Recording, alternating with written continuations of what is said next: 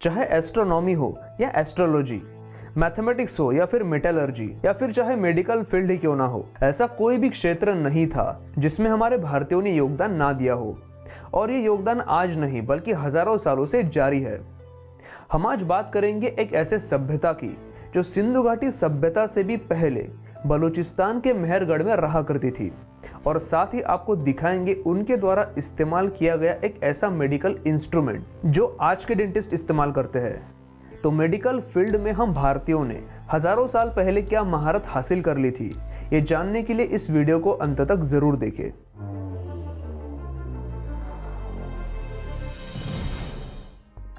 इतिहास का सबसे पुराना और सबसे बड़ा कोई हिस्सा होगा तो वो है अश्मयुग। 3 लाख बीसी से 1 लाख बीसी के समय में फैला हुआ अश्मयुग हमारे इतिहास का 90% से भी ज्यादा हिस्सा अपने में समाये हुए है।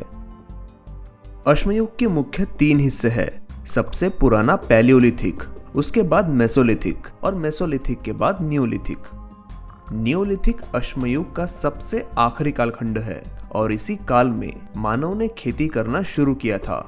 इस काल के शुरुआत में मानव ने अपने इतिहास का सबसे पहला शहर बसाया था, जिसे आज मेहरगढ़ के नाम से जाना जाता है। पहले भारत का हिस्सा रह चुका ये शहर आज बलूचिस्तान में है। बलूचिस्तान के बोलन नदी के किनारे बसे हुए इस शहर का महत्व भारतीय इतिहास में अनेक कारणों से है। भले ही आज ये भारत का हिस्सा ना हो, लेकिन किसी काल में ये शहर अखंड भारत का हिस्सा हुआ करता था, और मेहरगढ़ ही वो जगह है जहां से हड़प्पा सभ्यता की शुरुआत हुई थी। उस वक्त बोलन नदी ने ईरानियन पहाड़ी इलाकों को सिंधु घाटी से जोड़े रखा था। साल 1970 में फ्रेंच आर्कियोलॉजिस्ट पति पत्नी जीन फ्रैंकोइस और कैथरीन जैरिज इस जगह पर खुदाई करने पहुंचे। उन्हें तो इस बात का अंदाजा भी नहीं था कि इस जगह पर उन्हें दुनिया का सबसे पहला बना हुआ एक पूरा का पूरा शहर मिल जाएगा। इस शहर की खोज होने से पहले सिंधु घाटी सभ्यता के लोग कहां से आए थे, इसके बारे में कई कयास लगाए जा रहे थे, लेकिन इस शहर की खोज के बाद वो सारे भ्रम दूर हो गए। जिस समय ये शहर बसने लगा था, उस समय ये शहर 300 एकड़ में फैला हुआ था। आर्कियोलॉजिस्ट को सबसे पहले किसानों के सबूत इसी शहर में मिले हैं। सबसे पहली बार्ली और गेहूं की खेती भी इसी शहर में शुरू हुई थी। बार्ली यहाँ की प्रमुख फसल हुआ करती थी, और खेती के साथ साथ उन्होंने जानवरों को पालना भी शुरू कर दिया था। जैसे जैसे समय बीतता गया, इन लोगों ने गाय, बकरी और यहाँ तक कि कुत्ते भी पालना शुरू कर दिए। इन कुत्तों का उपयोग ये लोग शिकार करने के लिए किया करते थे। ये लोग मिट्टी से बने घरों में रहा करते थे, और इनके घर वैसे ही होते थे जैसे घर हमें आज छोटे गांव में देखने को मिलते हैं। इस सभ्यता के लोगों का मानना था कि मृत्यु के बाद आदमी का नया सफर शुरू होता है, इसलिए ये लोग मृतक को जमीन में दफनाते वक्त उसके साथ कई उपहार और कीमती आभूषणों को दफनाते थे, क्योंकि इंसानों के कंकालों के पास ही बकरियों को और कई आभूषणों को दफनाने के अवशेष यहाँ मिले हैं, जो इन लोगों की इस मान्यता को आधार देता है। प्राचीन मिस्र के लोगों की संकल्पना भी कुछ ऐसी ही थी, और वहां भी मृतकों के साथ साथ जानवर और आभूषणों को भेंट चढ़ाने के सबूत मिले हैं, जो ये दर्शाता है कि इन दोनों सभ्यताओं के कुछ तो संबंध जरूर थे।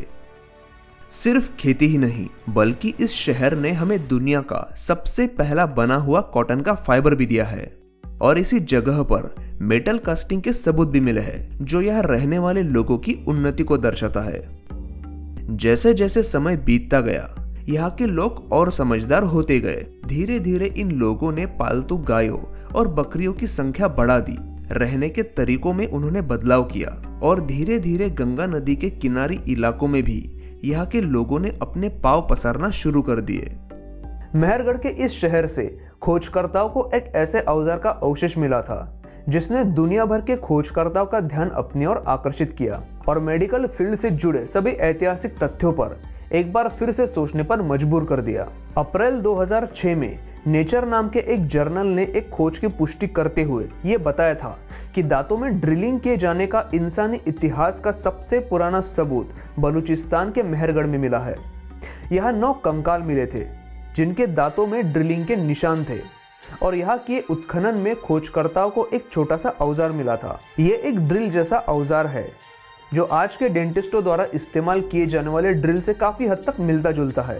तांबे से बनी इस ड्रिल के इस्तेमाल के सबूत यहाँ के 9 कंकाल के दांतों में साफ साफ दिखाई देते हैं। ये कंकाल करीब 7000 BCE से भी ज्यादा पुराने हैं। इस मशीन के जरिए इन लोगों के दांतों की कैविटी का इलाज किया गया होगा, ऐसा शोधकर्ताओं का मानना है। ऐसे कुल 11 दांत मिले हैं जिनमें ड्रिलिंग किया गया था।